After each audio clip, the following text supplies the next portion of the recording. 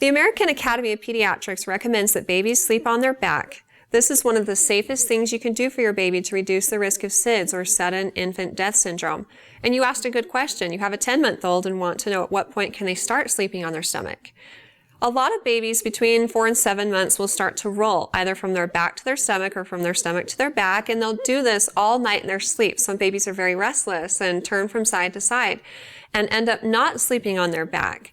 At that point, they're usually strong enough to be able to get themselves out of a compromising situation, but as a parent, our job is to keep our baby's sleeping area as safe as possible, and the best things you can do are to start your baby off on his or her back, and again, they'll probably change positions. You don't need to stand over them all night and turn them back over when they've turned themselves.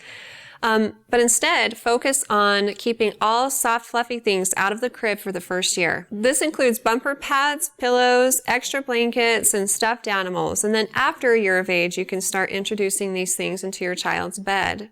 Also keep a fan running in your child's room.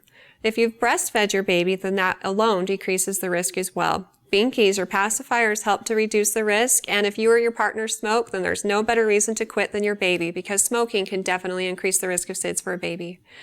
The risk is actually highest for babies that are 2 to 4, 3 to 5 months of age, and the fact that your baby's 10 months of age means that they're getting closer to the end of that risk.